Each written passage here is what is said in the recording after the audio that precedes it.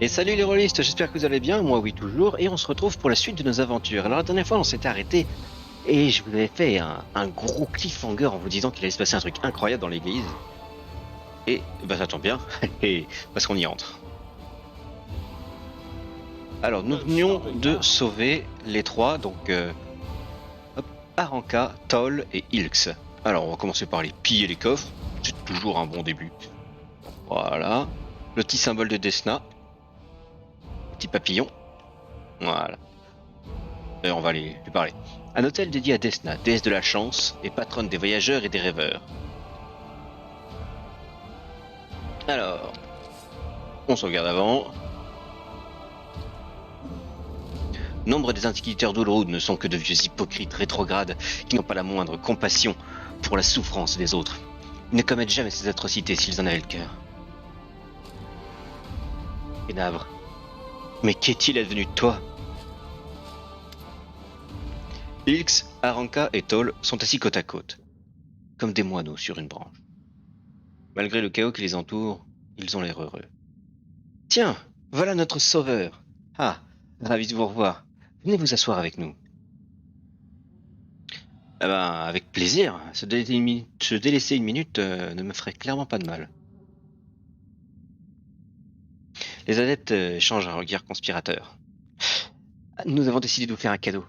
Un cadeau très spécial, que nous n'offririons à personne d'autre que celui qui a risqué sa vie en notre nom. Celui qui s'est dressé non seulement contre le mal, mais aussi contre l'injustice déguisée en loi. Aranka l'interrompt. Notre cadeau est une chanson. Elle s'intitule Les yeux dans les étoiles. Et elle nous vient des véritables serviteurs de Desna, de son domaine de l'Élysée. Cette chanson peut imprégner l'âme d'une vitalité nouvelle. Écoutez-la, s'il vous plaît. La jeune femme se met à chanter. Eh, j'ai le droit à un cadeau, moi aussi. Oh tiens, c'est marrant, il n'y avait pas la musique la première fois que j'ai joué. Je peux choisir autre chose qu'une ritournelle? Je préférais de l'argent. Donnez un petit casse-croûte, fait Walgit. Certains esprits si frustrés et incultes sont incapables d'envisager que certaines chansons valent plus que de l'or, fait Camélia. Et certains richards qui ont toujours eu de la chance de s'empiffrer 3 fois par jour et de se pioter dans des draps de soie ne comprennent pas qu'un croûton de pain peut valoir plus que de l'or, fait Walgit. La jeune femme continue de chanter sans prêter attention à Walgit. Eh bien, nous allons chanter la chanson après Aranka. Nous allons, nous allons continuer la chanson, chanter avec elle. À votre tour, vous entendez cet air qui semble venir de profondeur de votre cœur. Et soudain,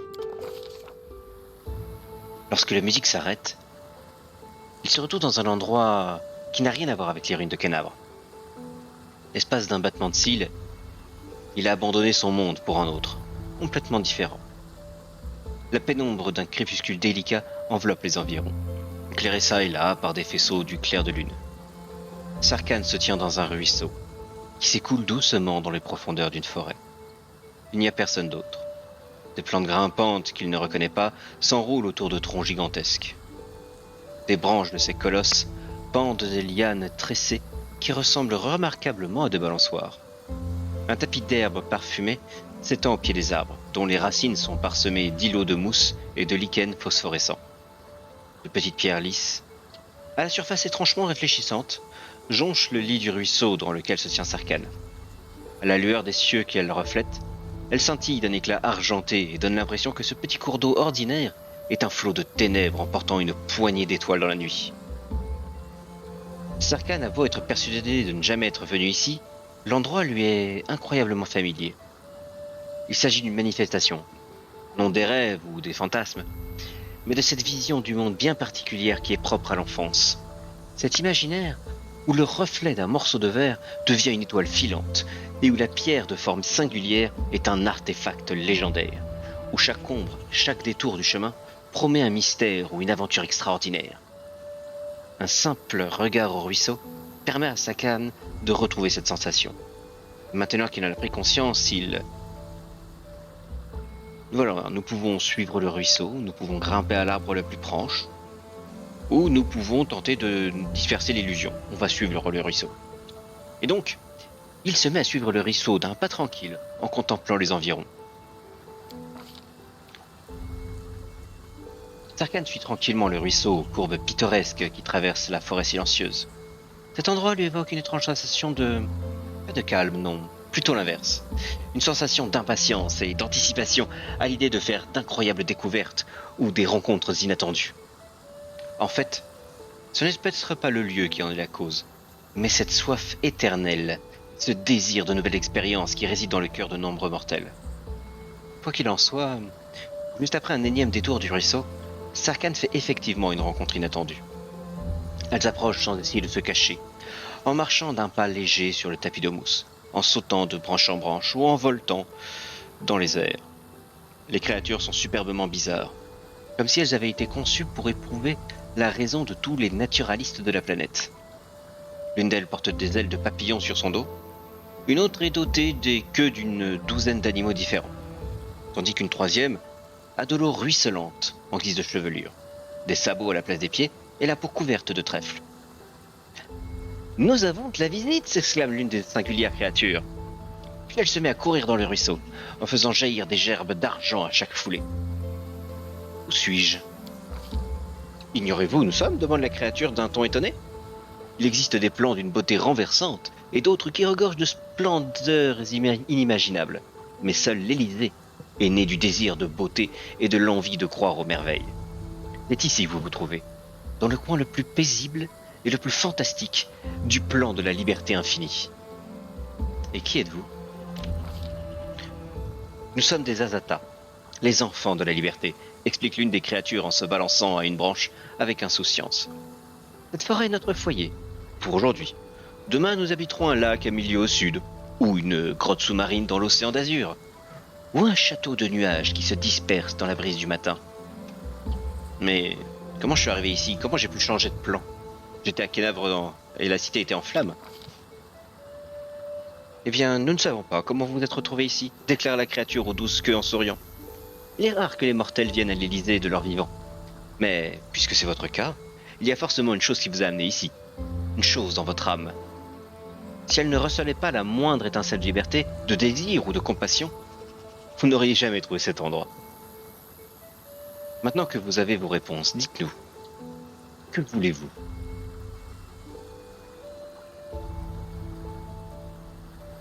Alors, eh bien, je dois retourner dans mon monde, on a besoin de moi là-bas.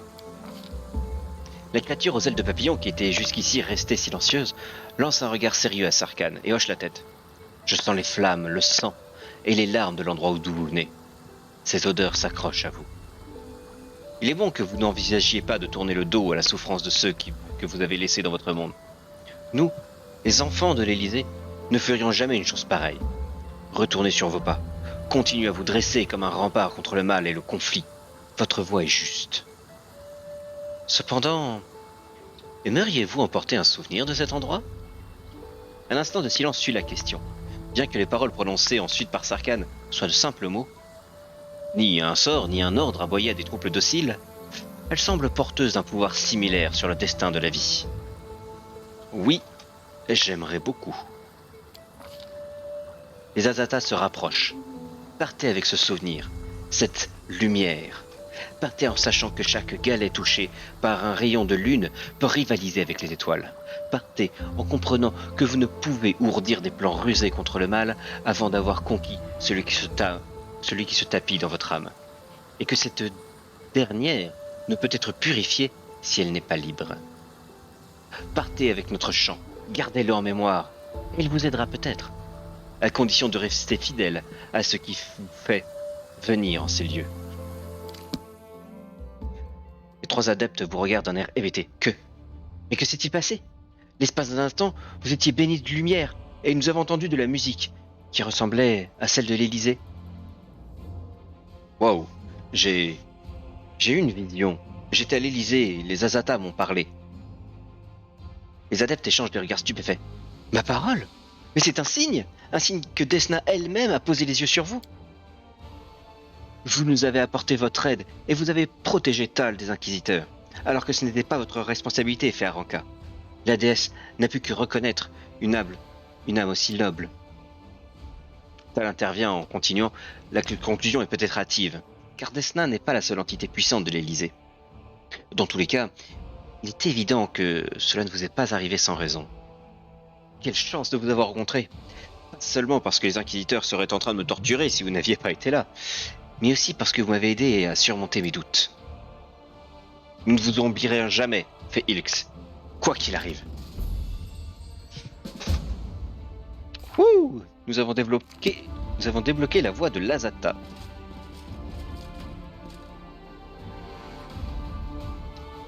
Et ça fait une nouvelle voie mythique que nous pourrons emprunter. Il faudra choisir judicieusement. Alors, du coup, on a fini tout ce qu'on avait à faire au marché. Plutôt une bonne nouvelle. Donc ça c'est bon, ça on attend toujours. Hein. Nous avons les soldats de Prélune qui ont rejoint les croisés, les aigres félins. Ok. On trouve le compteur, ça tombe bien, c'est notre prochain objectif. Ça on aura le temps quand on fera la... Quand on s'occupera de la cause commune. Et Nenio...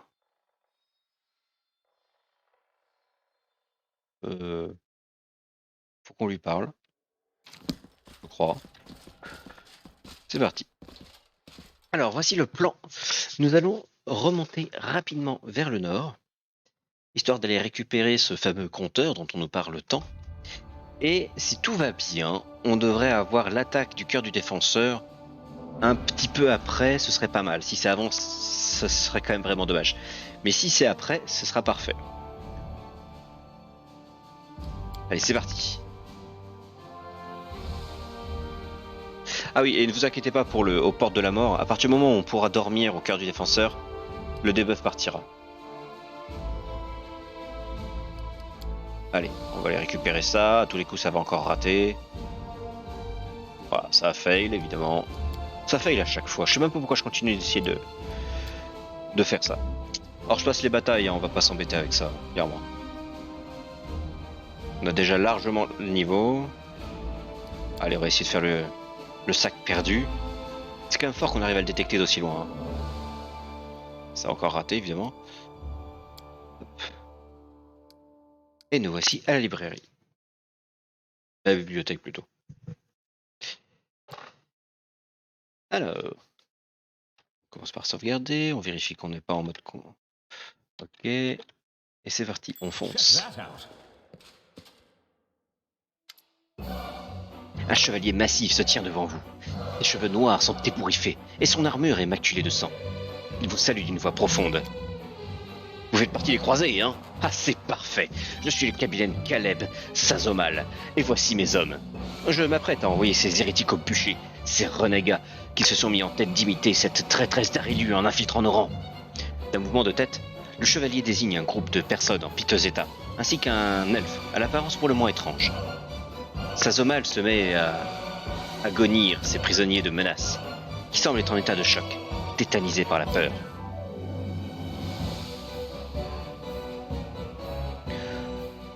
Vous êtes pris d'un sentiment étrange, alors que votre instinct s'apprête à vous dicter votre conduite.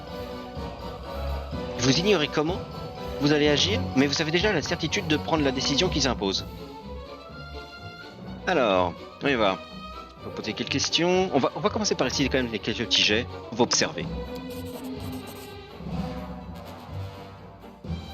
Caleb part fort, très fort, et il n'arrête pas de vous jeter des regards en coin. Vous connaissez parfaitement ce genre de comportement. Celui des menteurs. Oh, nous pouvons suivre cet étrange instinct. Voie mystique du mystificateur. C'est cool, on débloque une nouvelle voie mythique. Imbécile, vous allez éteindre ce feu. Je vous l'ordonne au nom de Baphomet. Les mots vous sortent de la bouche spontanément, avec la conviction profonde qu'ils sont impérieusement requis à cet instant-là. Et ils vous mouchent. Les croisés se regardent surpris, la peur au ventre. Dairan se pince les lèvres, comme s'il faisait tout son possible pour ne pas éclater de rire. Walgit lance un regard menaçant à Caleb. Vous n'avez pas réalisé, bande de mortels. On est partout. Caleb se met au garde à vous et il aboie. Toutes mes excuses, je ne pouvais pas savoir. Nous allons régler le problème sur le champ. Une sensation aussi vive qu'inexplicable aux environs. La certitude d'être dans le juste. Et vous prenez plaisir à voir la peur déformer les visages des croisés quand vous leur rabrouez de leurs erreurs. Et pas de gaspillage de livres. C'est une excellente ressource combustible. Si vous aimez jouer avec les flammes, allez donc plutôt incendier la bibliothèque de la garnison grise. Nos ennemis vont probablement tenter de s'y introduire. Allez, au travail. Il en sera fait comme vous le désirez, messire. Vos ordres seront exécutés à la lettre. Que ces croisés pointent le bout de leur nez et leur compte est bon. Je vais m'assurer de mettre la main sur non, 2 autres tonnelets de feu grégeois de la réserve de la garnison grise. On verra le brasier à des lieues à la ronde.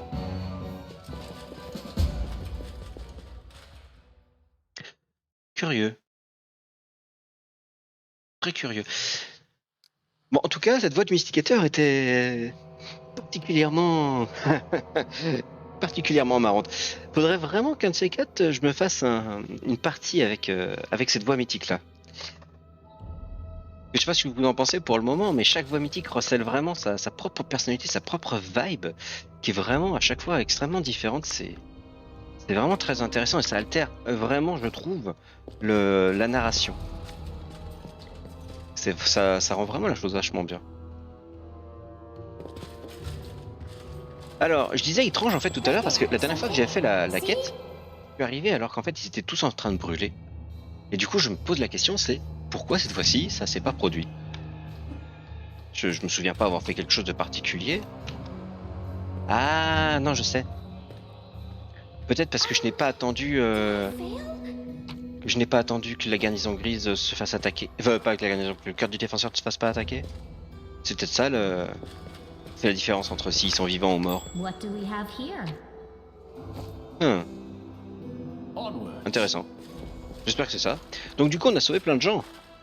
C'est mieux, parce que la dernière fois, j'avais tué tout le monde, hein, sauf le compteur qui a une armure en scénarium. Gloire à Yamedei! Nous sommes en vie! Ah, vous êtes arrivés à temps. Vous avez affaire à un elfe aveugle à l'apparence étrange. Son visage est marqué par les ans, ce qui est très inhabituel pour un représentant de son espèce. Les fins cheveux, la barbe mal taillée, les yeux vitreux, le teint blafard, la peau tavelée et le dos courbé par le temps constituent autant de détails incongrus. La jeunesse qui accompagne généralement les elfes jusqu'à leur mort semble avoir totalement abandonné ce pauvre bougre. Un elfe, avec une barbe, fait Camélia. À croire que même les meilleurs peuvent être affligés du pire. Le vieil elfe tend sa main dans votre direction, en un geste typique de ceux qui sont privés de la vue, et vous salue d'une voix étonnamment calme et puissante. Bonjour, on m'appelle le Conteur, et j'aimerais saluer mon sauveur. C'est bien vous, n'est-ce pas? Le Conteur! Ah, c'est bien la première fois que je rencontre un vieux affublé d'un sobriquet de loupard du quartier, fait Wolgit. Oh, on peut perdre son nom, vous savez, fait Tizon. Quand papa et maman ne sont plus là, et les amis non plus, et que personne ne veut savoir qui est ce qu'il était, dans ces cas-là, pourquoi ne pas se contenter d'un mot approprié? Tout le monde a besoin d'un nom. Ou alors je me trompe, je ne sais pas. Ok, qui êtes-vous? Le vieillard fronçait les sourcils. Je préfère que les gens m'appellent le Conteur. Cela décrit avec justesse la sphère de mes occupations et de mes centres d'intérêt. Et c'est ainsi qu'on me connaît dans la plupart des lieux que j'ai visités. En effet, puisqu'il se trouvait déjà dans le jeu Kingmaker. Eh bien, vous avez piqué ma curiosité, bravo, Federan. Un conteur, dites-vous. Seriez-vous barde par hasard? Si c'est le cas, vous devriez vous produire à l'une de mes fêtes, plutôt que de rester accroupi dans la poussière de cette bibliothèque. Un barde? D'une certaine façon, oui. Mais je ne suis pas de ceux qui se donnent en spectacle. Si je racontais mes histoires à vos invités, ils en perdraient sûrement l'appétit. Oh, c'est bien dommage, répondait Anne. J'aurais vraiment adoré vous présenter mes amis. Avec cette physionomie étonnante, vous auriez fait sensation. Bon, en revanche, le lugubre, très peu pour moi. Hein. La moitié des bardes de la ville ont le même répertoire. Ils tournent littéralement en rond avec des histoires futiles et des chansons dénuées d'un quelconque intérêt. Comment voulez-vous divertir quiconque avec ça? Eh bien, quand j'étais petite, mes parents me racontaient souvent des histoires, ajoute Tizone. Mais aujourd'hui, il n'y a plus personne. À part ma mamie, de temps en temps. Dans mes rêves. Mais j'oublie toujours tout au réveil. Vous voulez bien me raconter une histoire? Le vieil elfe esquisse un léger sourire. Pour toi, j'ai peut-être quelque chose. À moins que ce soit toi qui aies une histoire à me confier. Ok, il faut que je vous parle de quelque chose. La réponse du vieil elfe est aussi courtoise que ferme. Je vous remercie de m'avoir sauvé. Naturellement, à mon tour, je vous rendrai un service en retour, quel qu'il soit. Cela dit, j'aimerais d'abord pouvoir me rendre dans un endroit plus sûr. Les dernières péripéties ont été très fatigantes. Aussi, je vous serai très reconnaissant de bien vouloir m'aider à gagner un refuge. La moue de l'elfe vous indique qu'il ne changera pas d'avis. Et c'est toujours pareil, fait Walgit. Allez rendre service à quelqu'un, et plutôt que de vous remercier, il exige d'autres faveurs. Allez doucement avec le vieil elfe, fait Scylla. Ce n'a pas été facile pour lui. Parce que ça l'a été pour nous, fait Walgit. Alors, est-ce qu'on l'amène au cœur du défenseur tout de suite, ou est-ce qu'on essaye d'aller et récupérer la cave à vin, là? Ah. Bon alors, on va dire qu'on le récupère plus tard. Dans ce cas, je vais patienter un peu ici. Vu ma condition, mieux vaut que j'évite de m'aventurer dans une ville pleine de démons. Pensez à venir me chercher quand vous serez décidé à gagner un endroit sûr. Ok, la question c'est, est-ce qu'on va se faire interrompre en allant chercher le vin ou pas? Dur. Du coup, j'ai fait une petite sauvegarde. Hein. Ah non, attends, il y avait un autre personnage à qui j'ai pas parlé. Clem. Le jeune homme au trait aristocratique essuie la sueur sur son front avant de vous saluer poliment. Ah, permettez-moi d'offrir des santé. Frère Clem, pour vous servir. Je vous remercie de nous avoir sauvés. Nous avions bien cru que c'était la fin. La mort est partout, par ici. Parfois je pense qu'on va tous mourir, fait Tyson. Et puis la mort s'en va un peu plus loin, et on est toujours en vie. Qui êtes-vous? Eh bien, nous sommes des croisés de l'ordre de la lance ardente. Nous devons notre vie à l'apprentissage de connaissances secrètes et de protéger procédés magiques pour combattre les démons. Nous sommes à la recherche de notre sœur, Miamir à l'érudite. C'est notre chef. Et elle a passé les dernières semaines ici à travailler sans relâche, sur une étude importante. Nous sommes précipités à son secours quand les démons ont attaqué la ville, mais elle est visiblement partie juste avant l'assaut. Miamir a quitté la ville sans souffler mot de sa destination? C'est ça. Elle est partie précipitamment, sans laisser message ni indication. Et pourquoi? Nous ignorons. Mais ce livre renferme peut-être un indice. C'est celui qu'elle étudiait, affirme le chevalier en vous tendant un ouvrage relié de cuir. Ma troupe de mots éculés, chant d'un croisé, recueil de ballades composées par un barde ayant participé à la deuxième croisade. Les premières chansons débordent d'un enthousiasme débridé, le recueil prend une connotation plus sombre et se fait de plus en plus incohérent à mesure que le désespoir et la folie s'emparent de l'esprit du garde. Miamir a noté l'un des couplets. Tel de l'endoit mort de pierre noire, l'arbre interdit tend ses branches vers moi.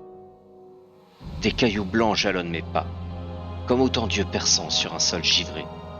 Tandis qu'un sol hivernal caresse les runes, antique symbole brûlé sur l'écorce durcie, dont les secrets recouverts de lichen blanc sont pareils à la brume qui voile mon esprit. La note rédigée de la main de Miamir indique un arbre, des runes, un livre de pierre des druides du vieux Sarkaris. Ici? Dans ses notes, Miamir mentionne un certain livre de pierre qui aurait appartenu aux druides de l'ancien royaume de Sarkaris. Que voulait-elle dire par là? Un livre de pierre, hein? Les druides de l'ancien royaume de Sarkaris gravaient leur savoir directement sur l'écorce des arbres sacrés. Lorsque les démons sont venus, les druides ont accompli un sombre rituel qui a changé les arbres en pierre. Eux-mêmes ont alors été transformés en morts vivants. Et ils sont condamnés depuis à protéger leur bibliothèque de pierre jusqu'à la nuit des temps. Mais tout ça s'est déroulé très loin d'ici, dans le désert de Rocaille. Miamir aura-t-elle décidé de se rendre sur place? À moins qu'elle n'ait trouvé l'un de ces arbres dans les environs? Je ne saurais dire. Mais comment vous êtes retrouvé dans cette situation au juste? Oh, le traître nous a ouvert la porte.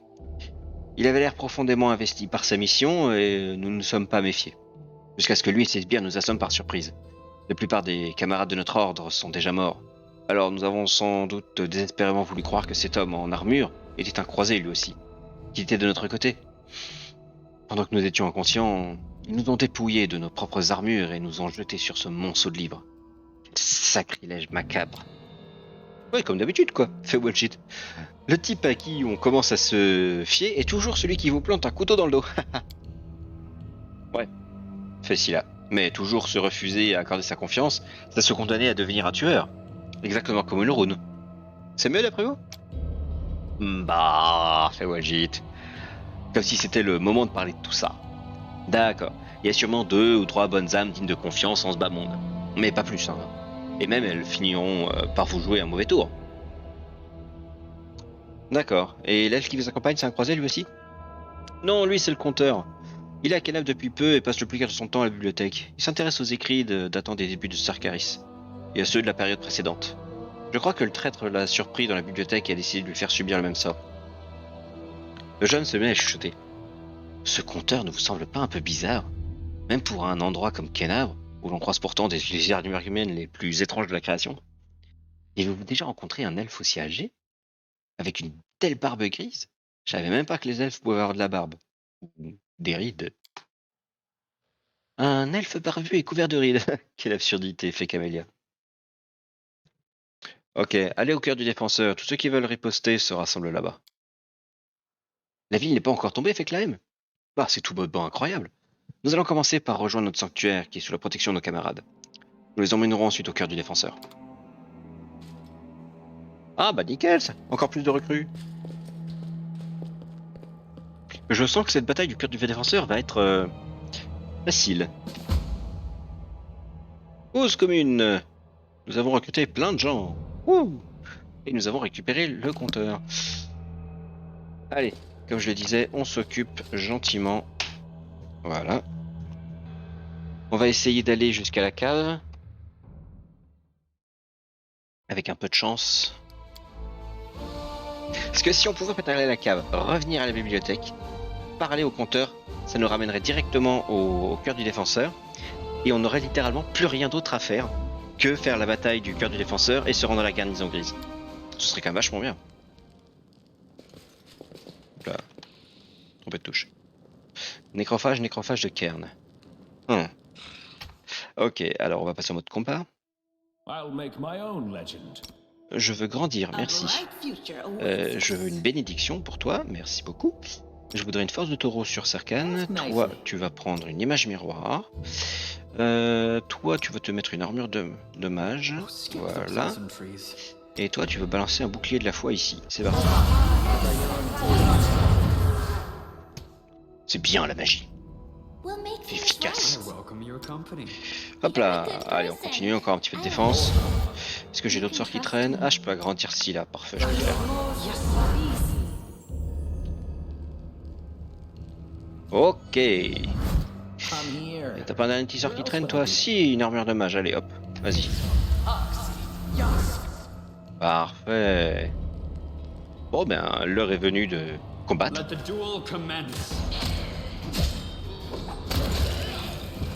Wouh! Voilà, un combat efficace. Quand tu veux, Sarkhan. Voilà. C'était très aimable, Sarkhan, de participer.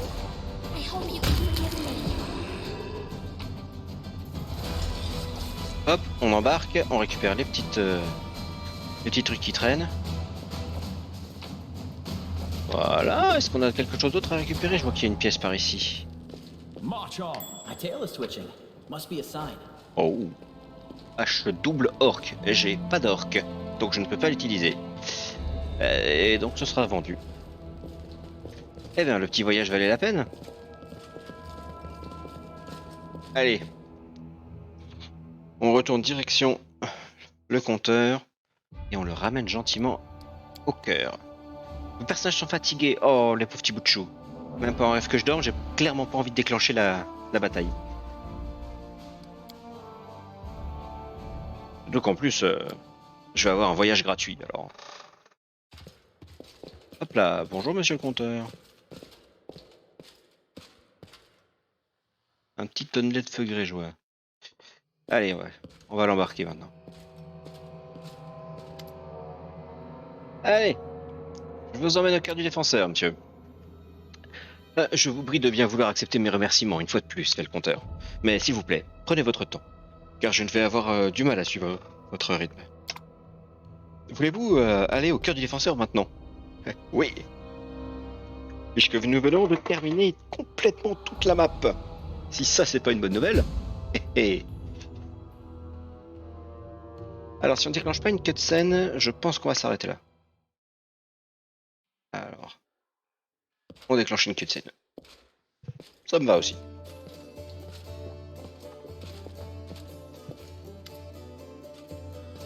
Le cœur du défenseur est rempli de vie.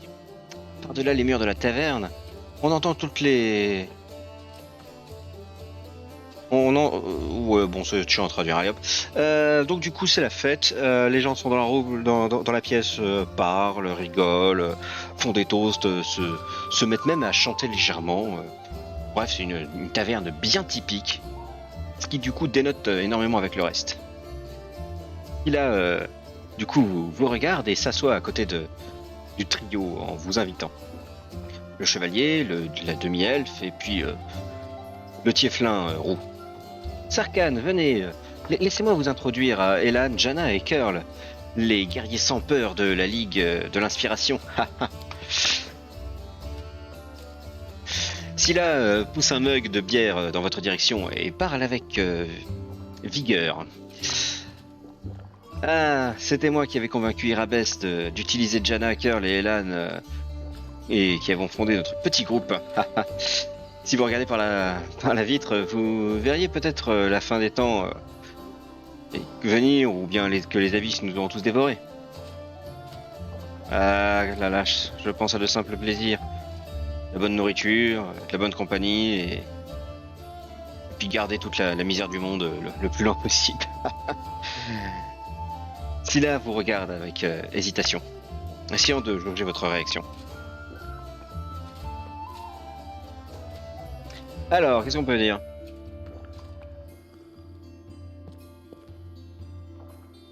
Ah, je n'ai jamais tourné le dos à une merrymaking. Alors là, je serais pas capable de le traduire. Donc on va dire, ouais, je serais jamais contre une bonne équipe et un petit peu de bière. Allez, levons nos mugs, les amis. Hé, attendez, fait Curl. Nous ne sommes pas prêts pour un autre toast. Ce n'est pas tous les jours que on boit avec des paladins, des chevaliers et des maîtres des épées. Hé, on est juste ici en train de s'asseoir pour faire la tête. Moi je dis qu'on devrait essayer de se connaître un peu mieux les uns les autres. Eh bien, ah zut. Bon alors, parlez-moi un peu de vous, Elan. Bah écoutez, je vais vous laisser lire, parce que ça va être sinon extrêmement long vu que je dois tout traduire. Donc c'est parti, vous faites pause et vous lisez, je passe les dialogues. Hop. Et hop. Et vous, Janna, racontez-moi tout. Ah, c'est vachement intéressant. Dis donc, vous nous apprenez énormément de choses. Et Curl?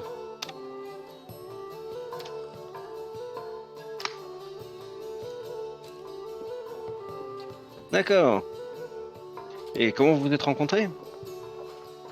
Ah. Oh, je vois. C'est incroyable.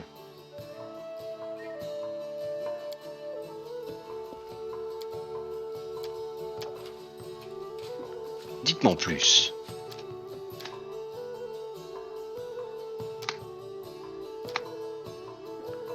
Et vous avez trouvé quoi dans le camp? Ok, ça marche, je vais vous aider.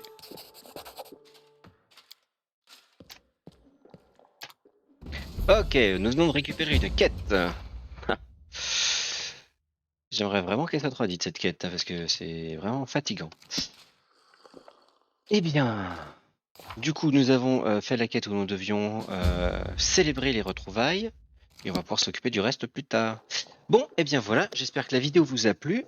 Si oui, n'hésitez pas à mettre un petit pouce en l'air, ça me fera plaisir. À laisser un commentaire si vous avez repéré des bugs. Alors, les traductions, oui, je sais, c'est bon. Mais si vous avez d'autres questions ou autres, n'hésitez pas, je tâcherai d'y répondre si je le peux. Et puis, si vous avez la foi, si vous avez l'envie, n'hésitez pas aussi à partager la vidéo. Allez, je vous dis salut, salut!